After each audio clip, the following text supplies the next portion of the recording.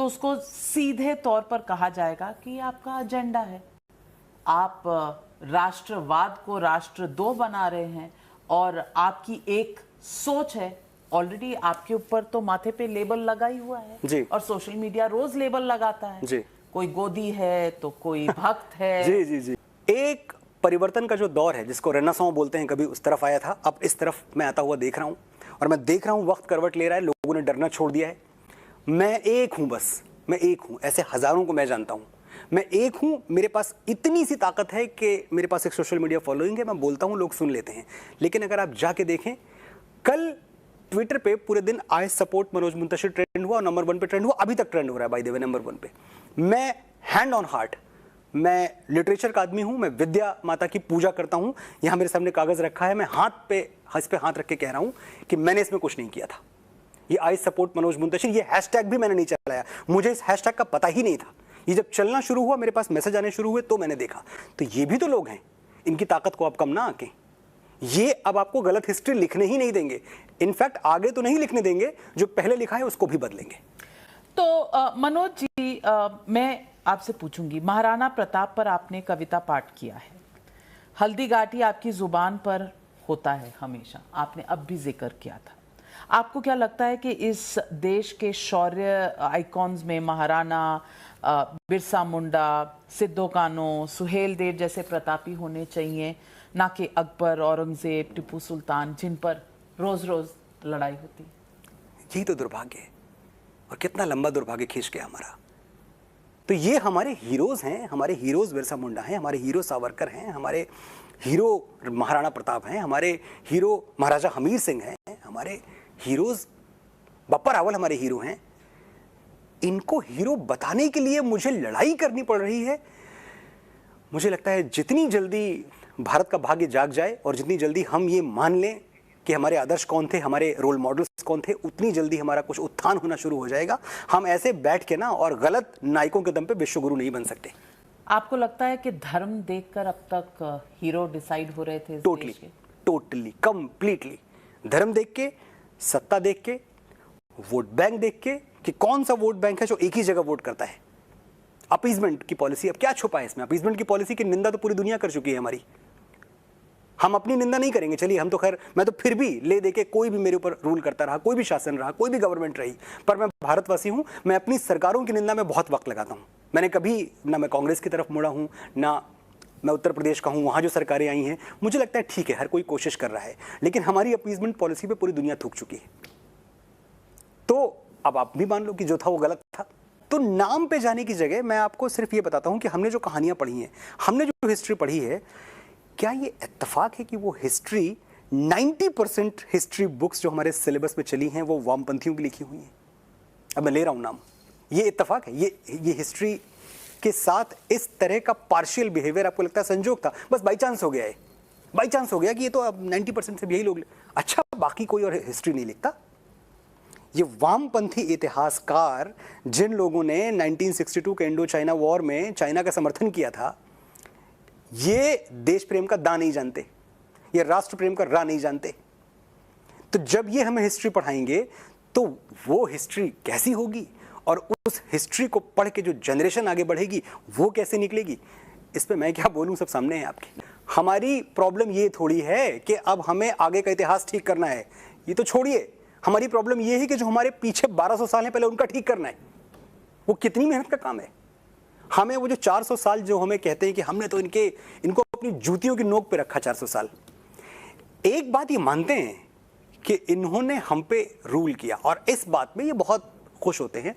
और फिर जब मैं इन्होंने कह रहा हूं तो मैं इन्होंने किसी मुसलमान की बात नहीं कर रहा, उसमें हिंदू भी शामिल हैं, उसमें हर कोई शामिल है जो कि इस सोच के साथ जुड़ा हुआ है। ये हिंदू मुसलमान का मुद्दा नहीं है। तो हम पे रूल किया गया, ये जो चीज है कि हम पद्दलित थे, हम दबे थे, हम कुचले थे, हम बेचारे थे, ये अंग्रेजों का नैरेटिव था। जब अंग्रेज यहाँ आए तो पूरी दुनिया के सामने जो उन्होंने तस्वीर पेश की वो क्या थी? वो लॉर्ड मैकाले का अगर आप स्पीच सुने जो उन्होंने ब्रिटिश पार्लियामेंट में दिया है, तो वो तस्वीर ये थी कि हिंदुस्तान बड़ी बुरी हालत में था और हिंदुस्तान को तो क्या है, they have always been ruled. इनके ऊपर तो मुगलों ने रूल किया, अफगानों ने रूल किया, तुर्कों ने रूल किया, जो भी आता है इनके ऊपर रूल कर देता है। इस नोशन को भी हिस्टोरियंस ने चैलेंज नहीं किया कि हम पे कभी रूल किया ही नहीं गया।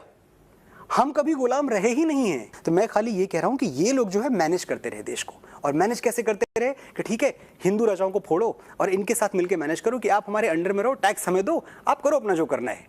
और ये वो टाइम था जब जितने भी बड़े हिंदू राजा थे वो पता नहीं शांति प्रियता की वजह से या किस वजह से चुप बैठ गए कि ठीक है हमारा जा क्या रहा है, मतलब हुकूमत हमारी है, राजपाट हमारा है और तुम्हें एक टैक्सेशन का हिस्सा चाहिए, चलो हम देते रहते हैं।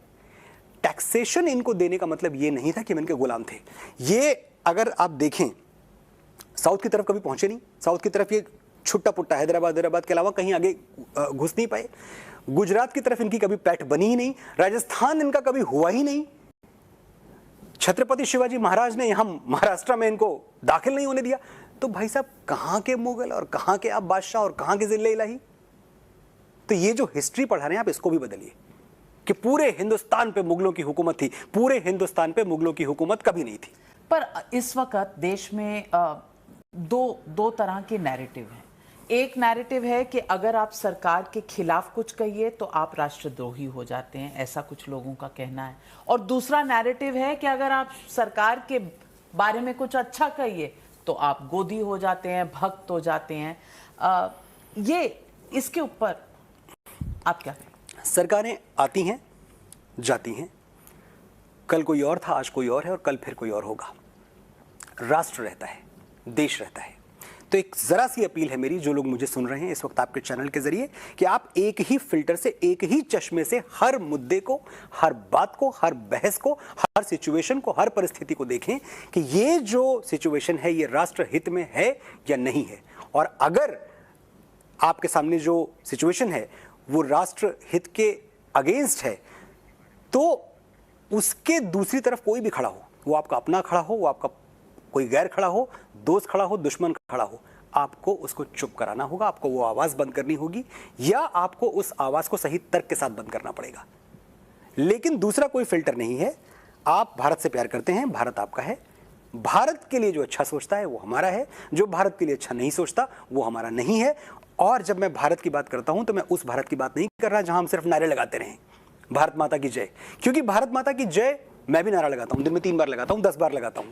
लेकिन अगर हम इसको अपने एक्शन में नहीं डालेंगे, अगर हम उसको अपने कर्मों में नहीं ले आएंगे, अगर हम जो हमें छोटा सा भारत मिलता है, रोज मिलता है सुबह उठ के, एक छोटा सा इंडिया, आप दफ्तर से निकलते हैं, घर से निकलते हैं, दफ्तर आते हैं, दफ्तर से निकलते हैं, घर जाते हैं, 10-12 किलोमीटर का आपका रास्ता होता है, चलो एक एवरेज मान लिया, उसमें आपको छोटा सा हिंदुस्तान मिलता है जहां सिग्नल पे बच्चे भीख मांग रहे हैं, जहां बहुत सारी परेशानियां हैं। आप क्या उन पे नजर डालते हैं? क्या उनके लिए आपके मन में संवेदना है? क्या केले का एक छिलका जो रास्ते में पड़ा हुआ है उसको उठा के आप डस्टबिन में डालते हैं? नहीं, अगर आप पड़ोसी के घर के सामने। एग्जैक्टली तो अगर आप वो केले का छिलका उठा के डस्टबिन में डाल रहे हैं, आप देशभक्त हैं। आपसे बड़ा देशभक्त कोई और नहीं। तो मुझे ऐसी देशभक्ति की जरूरत है इस देश में। मैं चाहता हूं कि एक ऐसा हिंदुस्तान बने जहां कोई मुसलमानों को ताना ना दे पाए। मैं इनके लिए, ये लड़ाई आपको लगता है ये हिंदुओं के लिए हो रही है, मेरी लड़ाई बहुत हद तक मेरे मुसलमान दोस्तों के लिए है कि आप सही नैरेटिव पे आ जाओ, आप सही बात करो ताकि आपके ऊपर कोई उंगली ना उठाए। मैं नहीं चाहता कि मेरे ऑफिस में काम करने वाले अशफाक पे, सिकंदर पे कोई आके तोहमत लगाए कि यार ये तो खराब लोग हैं। ये खराब लोग नहीं है। ये अलग बात है कि ये गलती से कहीं एक खास तरफ मुड़ गए हैं, इनको बहुत बहका लिया गया है, इनको हिप्नोटाइज कर लिया गया है और वो टूट जाएगा। मुझे इस भारत की मिट्टी पे भरोसा है कि वो जो चक्रव्यूह है हिप्नोटिज्म का वो तोड़ देगी और एक दिन सब सामने होगा और हम मिलजुल के एक साथ, एकता के साथ, मोहब्बत के साथ इसी देश में रहेंगे।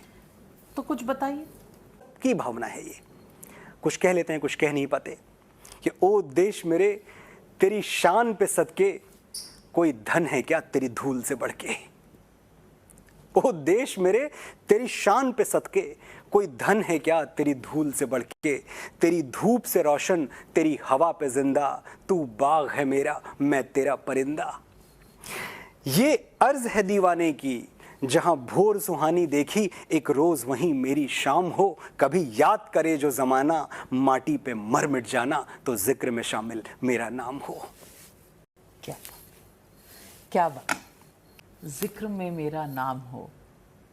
बस इस जिक्र के लिए कुछ करना, ये भी मेरा काम हो। वाह, एकदम करेक्ट राइम है। तो चलिए, कम से कम नहीं तो एक लर्नर लाइसेंस प्लेट लगाकर मैं भी शागिर्द बन जाती हूँ आपकी। तो मुझे तेरी मिट्टी लिखने के बाद ये महसूस हुआ कि मैंने अपने दिल के, अपनी अंतरात्मा के उन कोनों में कंपन महसूस किया जो इसके पहले कभी किया नहीं था। तो मैं समझता हूं कि तेरी मिट्टी वो गीत है मेरी कलम से निकला हुआ जहां पूरा का पूरा मैं हूं, जहां कोई समझौता नहीं है, जहां कोई डर नहीं है, जहां कोई खौफ नहीं है, जहां बेदाग मोहब्बत है इस वतन के लिए, इस वतन की मिट्टी के लिए, इस वतन की तहजीब के लिए और उन फौजियों के लिए जो हमारे लिए एडवेंचर की बात है ना, कि अगर हम कभी पहाड़ों पे चढ़ गए तो हम तो एडवेंचर के लिए करते हैं। जो हमारा एडवेंचर है ना, वो इनके लिए रोज की जिंदगी है। उनके लिए मैं दिल से फील करता हूं। मैं दिल से ये बात फील करता हूं कि ये जो हमारा तिरंगा है ये हवा में नहीं लहराता है, ये जो हमारे फौजियों की टूटती हुई सांसें हैं उनसे लहराता है। और मैं दिल से एक बात और भी जानता हूं कि अगर दुनिया में कोई आपसे कहे कि मुझे मौत से डर नहीं लगता, तो या तो वो झूठ बोल रहा है या हिंदुस्तान का सिपाही है। तो उनके लिए जब मैं गीत लिखता हूं तो मुझे अंदर से ऐसी खुशी महसूस होती है। मैं तेरी मिट्टी पे आऊंगा और तेरी मिट्टी के पहले मुझे कुछ और याद आ रहा है तो मैं सुना के जाता हूं आपको कि, और ये मेरा ऐलान है पूरी दुनिया के लिए हिंदुस्तान की तरफ से, जो कि 21वीं सदी में विश्व गुरु बनने वाला है, कोई इसमें डाउट नहीं है, शक नहीं है कोई, कि देखो हमारी ओर, पहचानो हमें, हम वही हैं जो बाण भेद के धरती से धारा निकाल दिया करते थे, एक उंगली पे गोवर्धन उठा लिया करते थे। हम ही थे वो दिलेर जो चक्रव्यूह में वापस लौटने की विद्या सीखे बगैर गए, और वो भी हम ही थे जिनके फेंके हुए पत्थर पानी में तैर गए। हम मारना भी जानते हैं और बचाना भी। हमने दुश्मन के लिए फाइटर जेट्स बनाए, संगीन बनाई, और जब जिंदगी की सांस टूटने लगी तो हम ही ने वैक्सीन बनाई और लिख दिया उस पे सर्वे संतु निरामया, यानी ईश्वर सिर्फ हम पर ही नहीं हर किसी पर, सब पर करें दया। हम जाबाज हैं, जियाले हैं, आंधियों में खेले हैं, बिजलियों के पाले हैं। हम इंसानियत का सवेरा हैं, मानवता के उजाले हैं। पहचानो हमें, हम हिंदुस्तान वाले हैं, हम भारत वाले हैं। हम भारत वाले हैं और हम एक नव भारत बनाने वाले हैं। बहुत दिल को छूने वाली चीज़ें कही हैं आपने। ऐ मेरी ज़मीं अफसोस नहीं जो तेरे लिए 100 दर्द सहे। जब एक सिपाही को गोली लगती है और one is bleeding to death, जब उसको ये पता चलता है कि मेरी ज़िंदगी के कुछ आखिरी पल बचे हैं, तो उस वक्त सोच क्या रहा होता है वो? क्या उसको पछतावा होता है कि फ़ौज की नौकरी क्यों कर ली? ये कभी नहीं होता। एक चीज़ होती है कि पता नहीं करोड़ों लोग इस दुनिया में जन्म लेते हैं, कितनों को मौका मिलता है कि अपनी मिट्टी के लिए मर पाएं। जिंदा रहने के मौसम बहुत हैं, मगर जान देने की रुत रोज आती नहीं। हुस्न और इश्क दोनों को रुसवा करे वो जवानी जो खून से नहाती नहीं। तो वो सिपाही उस वक्त सोचता क्या है? वो सिपाही उस वक्त ग्रेटफुल फील करता है उस मोमेंट के लिए जब उसने वर्दी पहनने का फैसला किया था कि ऐ मेरी ज़मीं अफसोस नहीं जो तेरे लिए 100 दर्द सहे, महफूज रहे तेरी आन सदा, चाहे जान मेरी ये रहे न रहे। ऐ मेरी ज़मीं महबूब मेरी नस नस में तेरा इश्क बहे, फीका न पड़े कभी रंग तेरा, जिस्मों से निकल के खून कहे। तेरी मिट्टी में मिल जावा, गुल बन के मैं खिल जावा, इतनी सी है दिल की आरज़ू, तेरी नदियों में बह जावा, तेरे खेतों में लहरावा, इतनी सी है दिल की आरज़ू। क्या कहें? सुभान अल्लाह, थैंक यू, धन्यवाद। आपके शब्द सिर आँखों पर, और हमारी दुआएं हमारे सैनिकों के साथ।